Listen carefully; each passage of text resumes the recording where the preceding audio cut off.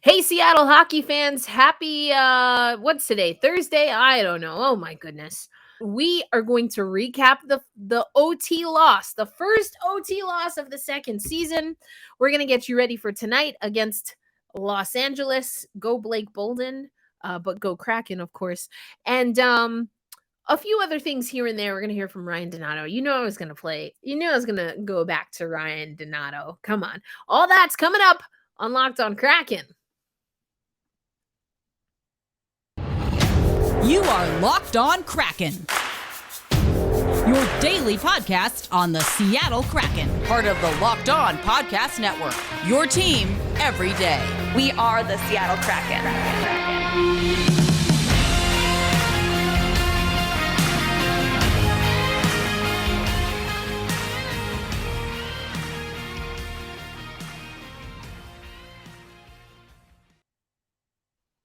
Hey, what do you say, Seattle hockey fans? Erica L. Ayala, your host of Locked On Kraken. The MNHL is back. Seattle Kraken hockey is back. And soon enough, they will be back in Seattle, in the Pacific Northwest, at Climate Pledge Arena. But before we get there, we have to talk about the OT loss to Anaheim. Yikes. We got to talk about that.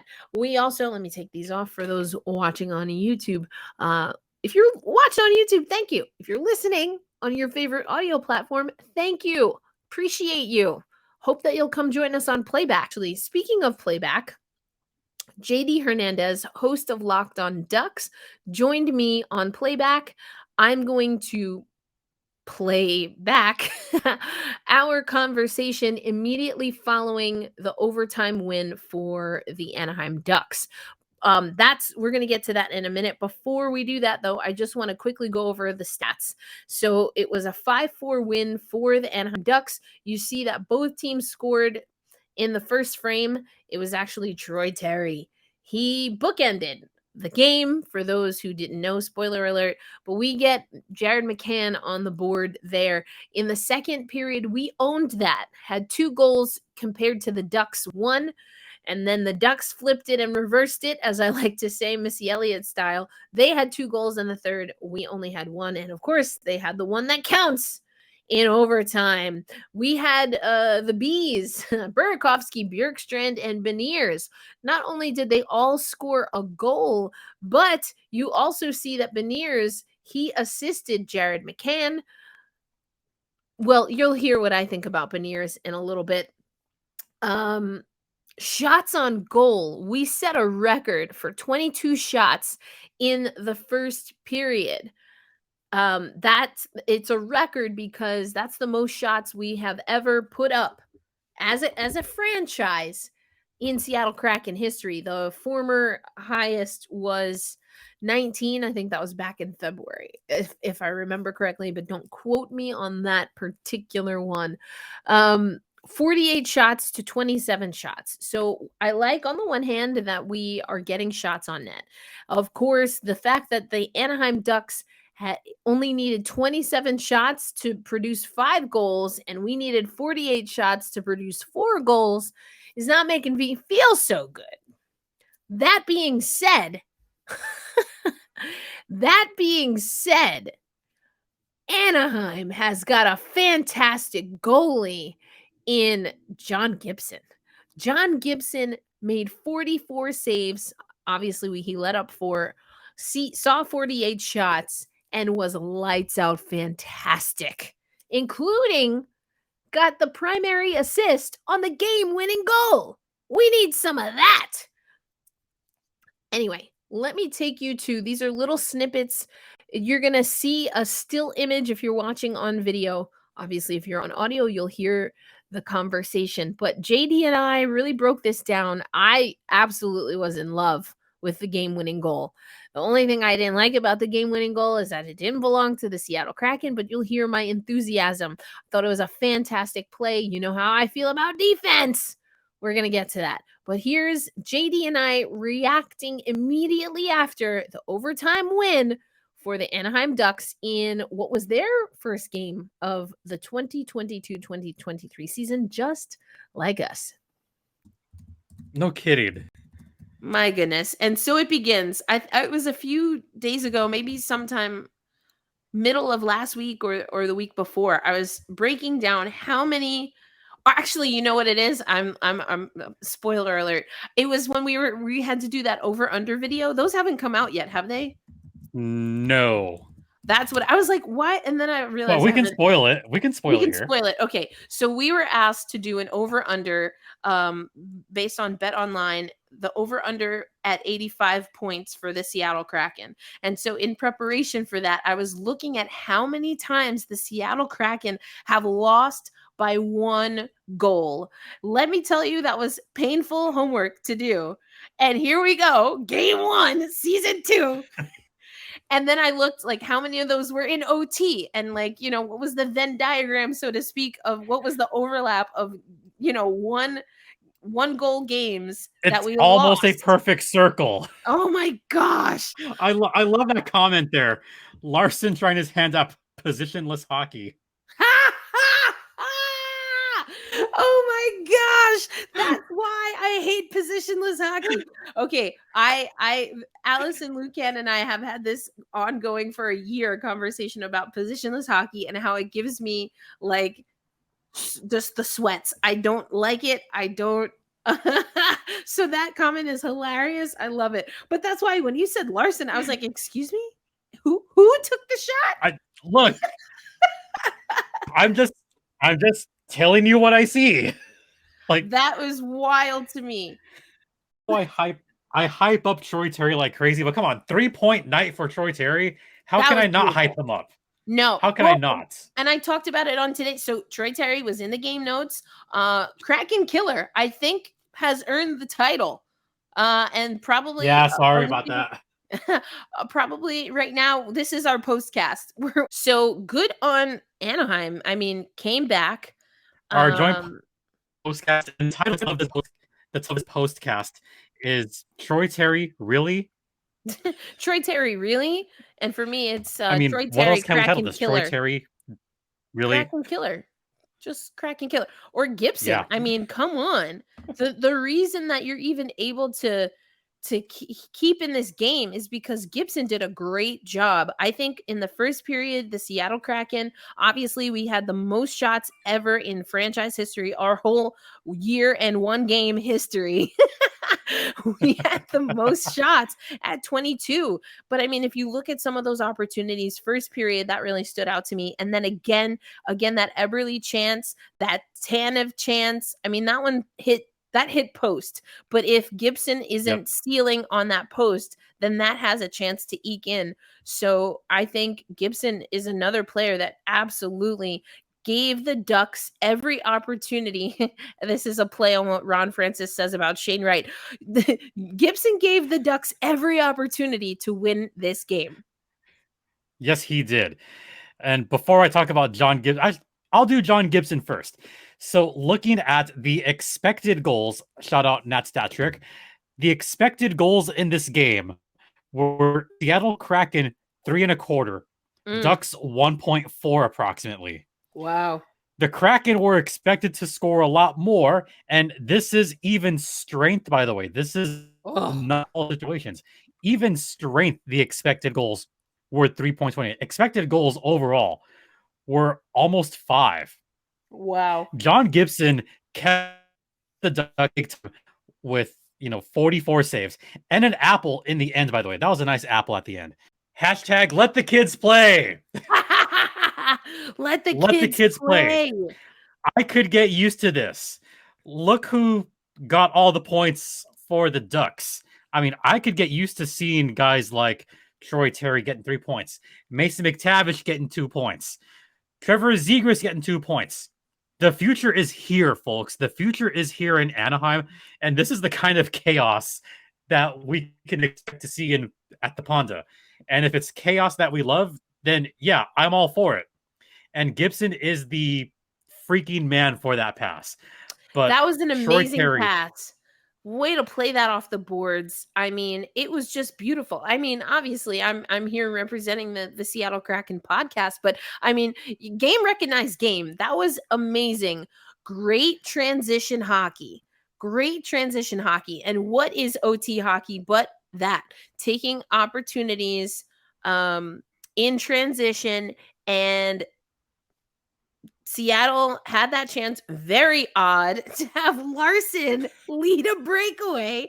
But then again, going back to the positionless hockey comment, which I know is a joke, but also like WTF. This is the best comment of the night. Burakovsky had no idea what he was doing. He wasn't really behind by that much, but defense is so much about anticipation and staying and keeping your the player that you're guarding in front of you. And he lost that step and was never able to regain it. Again, great job just shading him so that even on the back check, he could not get to the puck. Such great body positioning. I'm obsessed with that last play. It didn't go the Kraken's way, but just as someone that is just obsessed with transition, obsessed with using the body and how important positioning is, that was a fantastic ending to this game. Yeah, that's a dimension that Troy Terry's added in his game over the last season and game. to quote you there, Troy Terry before last season, he didn't have that element of his game where he would just try to go like like he was a one-dimensional player, and he is in a sense still sort of a systematic player. And by the way, I put it up. Shout out to Anaheim Sports for having the full replay of that save. So John Gibson got it on his left pad, and it kind of trickled around his pad before finally setting in, and Troy Terry going high glove side.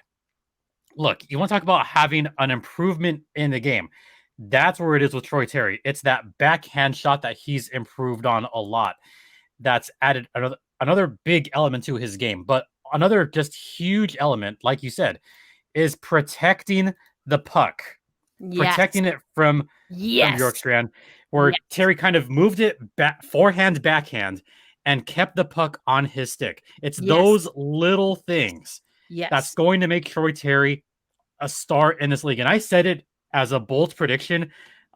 I am believing this more and more. I think Terry could be a 40 goal scorer this season. You did put that out there. I heard you say it. I saw you say it.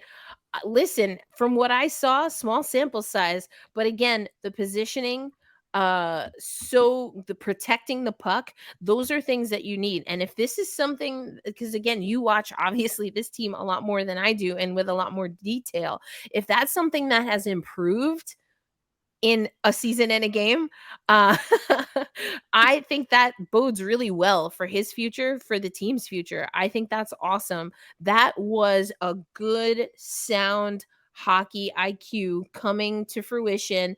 And I think overall, the Anaheim Ducks, they did a great job of playing their game throughout the game.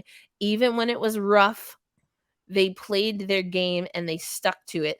I felt that this was a choppy performance from Seattle. And you kind of alluded to this in passing. You were like, yeah, are they going to kind of say, oh, we're up 2 goals? And, and I think there's a part of that maybe, especially with how much time we had left, we were about 12 minutes or so left. That's where I pointed out. There was 2 plays, one with 12 left, one with 11 left, where Seattle got a little bit lackadaisical with the puck.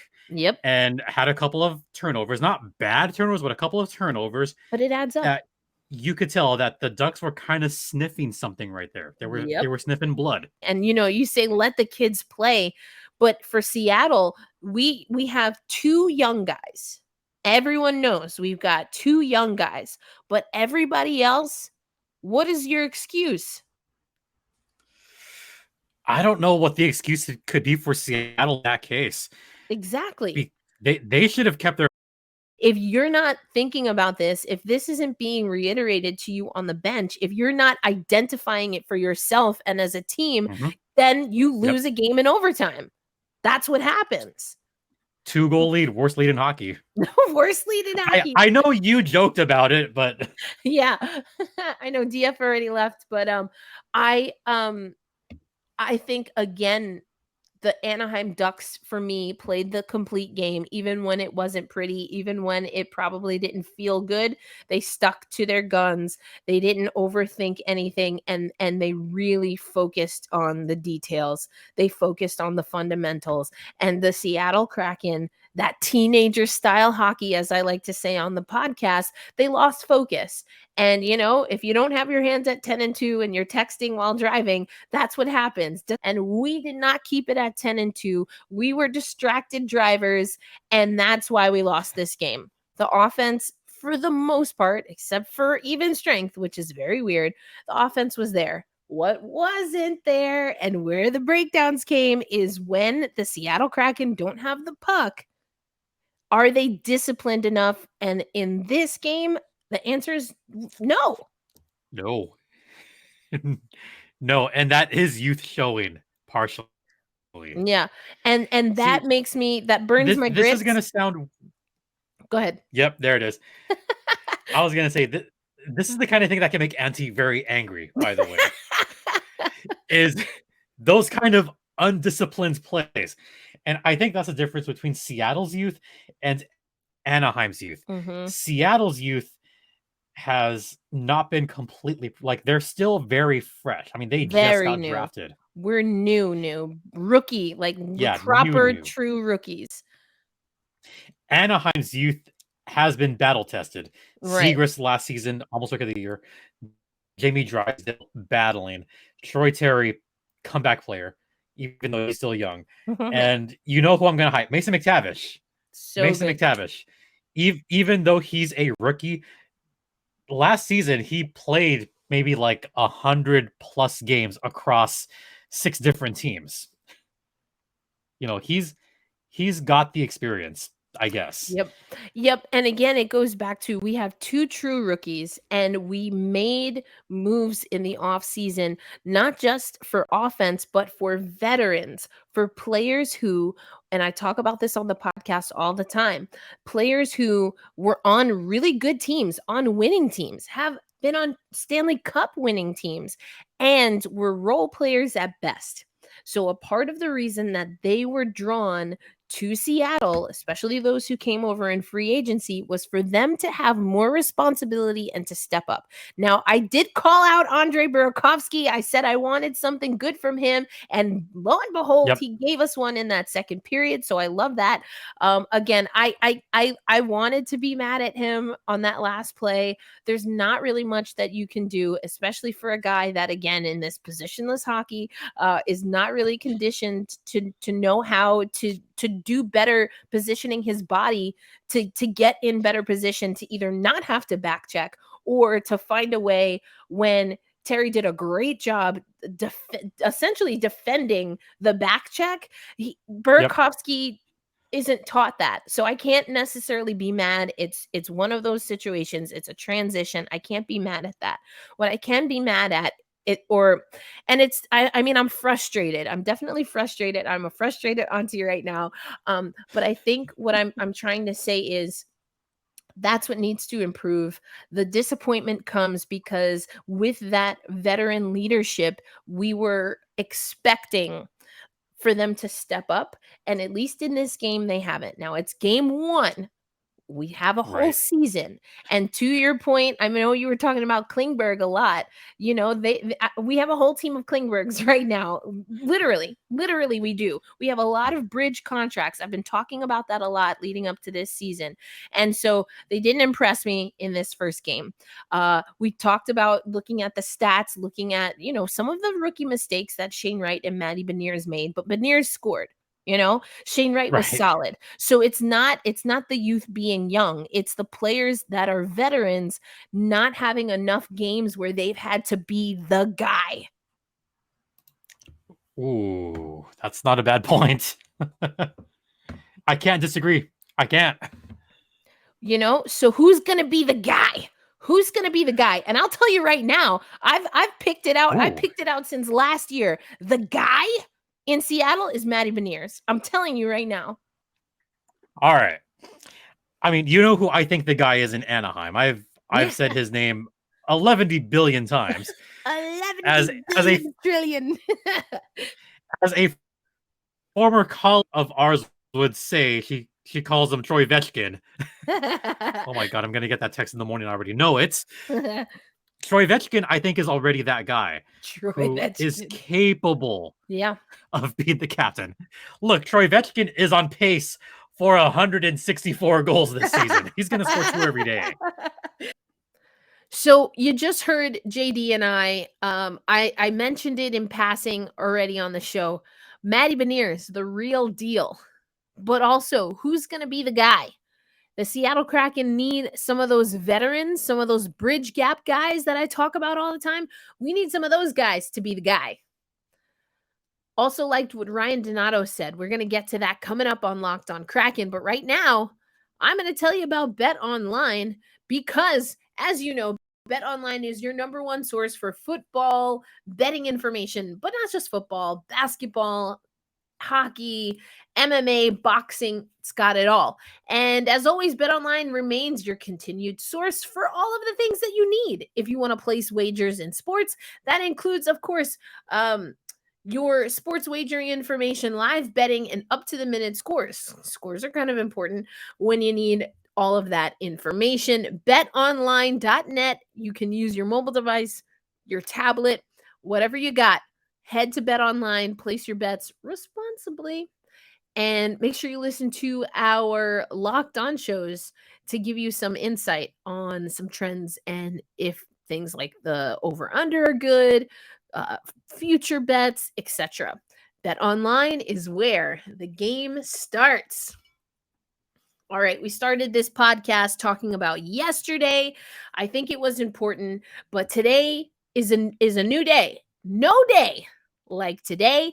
Here's Ryan Donato. I do love his piss and vinegar comment. You're going to get that about what is needed to release the Kraken.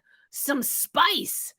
I wouldn't have used piss and vinegar, but I hear where he's coming from. Here's Ryan Donato talking about what is the lesson to be learned from yesterday and how the team moves forward. Yeah, absolutely. Obviously, we're not very satisfied with the way it ended, but if you're going to hem in on the good things, I think we did a lot of good things. I think it was one of the games where we created so much that we were like, how could we ever have them come back and win? And, it's tough. It's bitter now, but I think if we worry about the things that we did that we could fix and then know that we did a lot of good things and build on that and bring it in tonight. I think it's so early still, so there's just a lot of running gun right now. I don't think it'll be that much way with this team that we're playing tonight. They're pretty structured and they play a heavy game, but as far as Anaheim goes, I think they're very offensive too. So I think last night it kind of was a lot of trading chances, and I think we generated a lot, obviously, but against a lot of good teams, it's tough to do that. Like you got to be obviously more determined and all that stuff, and be a little angry and play with a little piss and vinegar. But I mean, you just got to know that you got to forget about it too, because you don't want to be thinking in the back of your head, oh, we had a bad game last night, we got to win this game. No, you got to show up and play hard and know that you're playing for something. Donnie boy, I tweeted this. Give him the C. Make him the captain. I love the way he's talking about this. If you watch over on the YouTube channel, you can see the full media availability. That's from Morning Skate. He also talks about being a little bit of a baby vet himself. And with Matty Beniers, point per game Matty Beniers, and Shane Wright, the ways in which, particularly he was talking about Shane, but the ways in which he is helping them, guiding them as they navigate their NHL career. And Shane Wright, nothing to write home about necessarily. I think he had a solid game on that fourth line with Coleman and Donato. I think that is going to be the scrappy line, the piss and vinegar line. Maybe that'll be the piss and vinegar line. But, I think he's still got work to do. So we also heard from, of course, Dave Haxtell today. I'm not going to play that for today, but you can head over to Locked On Kraken on YouTube if you want to watch that media availability. Took some notes. The mental mindset. So Dave Haxtell, I didn't mention this, but Dave Haxtell said the team didn't talk about the game last night. He didn't have a message to the team last night. One, because you go into overtime, you have another game. It's a quick turnaround early in the season. There's only so much you can say. And also, why belabor it at the end of a game when you know you're going to wake up and do it all again tomorrow? So he did speak to the team today. He talked about the mental mindset and management of the game. You heard me rant with JD about that, and I'll have a bonus episode if you want to listen to the full postcast. So look out for those. Usually they'll be on YouTube. We're just waiting on a graphics package and whatnot. But for my audio listeners, you'll get the full postcast, my reaction to that game. But then also there will be some personnel changes. He said there will be some game time decisions to be made. He felt that Morgan Geekie earned the right to get a start, so he will be in the lineup. That does mean that some other players are going to have to finagle, see what happens there. Martin Jones, we see Martin Jones tonight. Didn't like what I saw from Martin Jones against Calgary. We'll see if he can do better in Los Angeles tonight against Los Kings. I love it. So coming up next on Locked On Kraken, let's take a look at the game notes by the numbers, players to watch as the Seattle Kraken try to get into the win column. And if they do, I get to crack open my Kraken rum bottle. I honestly don't know why I have a nip bottle of Kraken rum in New York, but whatever, we go with it. Hopefully I'll crack open the Kraken rum. But I'll give you some game notes and some players to watch tonight. Again, we'll be on Playback. So after this, I'm going to take a nap for real because I did not take a nap yesterday and it was brutal. But yeah, I'll let you know how you can watch along with Locked On Kraken and Black Rosie Media. Hey, Seattle hockey fans, thanks as always for listening in to Locked On Kraken. A little bit of a different schedule. I'm in a different time zone. There's a lot going on, including the start of the season. So, bear with me as our posting schedule has changed, but hopefully you're having some fun with it. The Mariners play tonight. They also had a pretty brutal loss. So here's hoping that both the Mariners and the Seattle Kraken can get it together. Get it together. Let's get it together. Learn how to check notes, manage the game. I mean, it's necessary. Game management is a real thing. Anyway, what do you need to know for tonight? Well, let me tell you. We've got the game notes. Both of these teams have played. Both teams looking for their first outright win. Now you see here that in the game notes that the Seattle Kraken, obviously they got that point because they went into overtime. So we have a point. Los Angeles has no points. So we are ahead of the Kings right now. As it stands going into this game, we will take what we can. Obviously we don't have the last 10 games. Matty Beniers leading scorer. You love to see it. Our power play is at 60%. Our penalty kill, yikes, at 33% comparative to LA's 80% penalty kill. Obviously this is a small sample size, but something to keep in mind. So Jonas Donskoy is out. We obviously know that Drieger is out. Matty Beniers enters today's game having total 11 points, 4 goals, 7 assists in 11 career NHL games. Beniers scored a goal and added an assist against Anaheim for the first multi-point game of his career. I didn't realize it was his first multi-point game. That's amazing. Talked about this yesterday. Alex Wenberg, 1 assist shy of reaching 200. I thought Wenberg had a pretty solid game, so I'm very curious to see what he's able to do. Players to watch: Andre Burakovsky scored his first goal as a member of the Kraken against Anaheim, enters tomorrow's game 16 points in his last 16 games against the Kings. I called his number in the second period, and he came through for me. Andre Burakovsky, thank you very much. Gabriel Velarde scored 4 points, 2 goals, 2 assists in 3 games against Seattle. That would be us last season. So definitely a player to watch. I'm going to toggle out of this for a moment because there's something that I want you to check out when you have a chance. I feel like you're probably getting tired of me because I keep talking about how excited I am about the work that Emerald City Hockey is doing. And here's why. They put out a video. I'm not going to play it for you because I want them to get I want them to get the credit there. But they put out a video. This is a short on YouTube. It is Larson Lessons number 1, talking about defense, specifically Adam Larson's defense, but check that out. It's a short video, 1 minute. I love it. Dylan, thank you. I love it. Broke that down, and we didn't have Larson on defense on the breakaway because he was trying, as I put on social media, positionless hockey. The way I cackled when someone mentioned positionless hockey, Larson trying his hand at positionless hockey, facepalm. Yeah, I mean, Larson's not who we want shooting in overtime, but he's definitely not the one we want so far advanced that then Burakovsky is the one on the back check in overtime.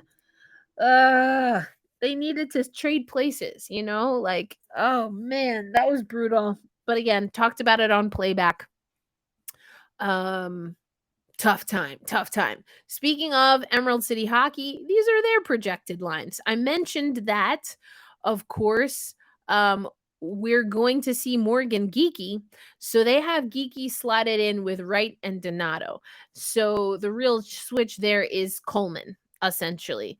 And then Fleury and Sprong. Well, we know Sprong is still dealing with some visa issues. So then everything else is essentially the same. So we'll see. It sounded like it could be potential that we see a few more changes to the roster than just slotting in Geekie for Coleman, but who knows? Who knows what we will see? But I know I will see you tonight as we have another Seattle Kraken watch party on Playback. This is an opportunity for you to watch the Seattle Kraken game with me live from wherever you are, comfort of your home, your mama's home, whatever you got going on. Come watch the game with us on Playback. Again, we are taking on the Kings. This is a little bit of what we have as far as data points and stats from the box scores. Both teams only played 1 game, so we still have to figure out where they're going to be in the pecking order. The Los Angeles Kings were ranked ahead of us. At 3, we're at 7 in the Pacific Division Power Rankings as voted on by the Locked On NHL hosts. We'll see. I we talked about this on Playback. We have an over-under video coming out. So I mentioned this on Playback, but I don't like the over-under. I don't know where that number came from. I think it's too high. So anyway, come join me on Playback. I'm going to take a nap. Hopefully you're well rested if you're not on the Pacific, or if you're not on Pacific time and you're trying to stay up late or early, maybe, who knows, watching Seattle Kraken games. But you know what we do. We hold fast. We stay true. And let's go Kraken. Will I get to crack open my Kraken bottle? I'll get a real one for when I'm back in Tulsa. I just don't drink rum that much these days, although I do love rum. I can sip rum. So the Kraken sponsorship I really liked. Anyway, hold fast, stay true. Let's go Kraken. I didn't wear the jersey today just in case I mushed them a little bit. So I have the jersey. We'll have it ready for Saturday since, of course, that is the home jersey, deep blue. Can't wait. All right, folks, I'll catch you on Playback tonight. If you need the link, it's in the show notes, and you can always find it on Locked On Kraken. And postcasts social media, all of the things at Locked On Kraken, all one word, or you can follow me at elindsay08, ELINDSAY08. You know what we do. We hold fast, we stay true, and tonight, game day, we say loud and proud, let's go Kraken.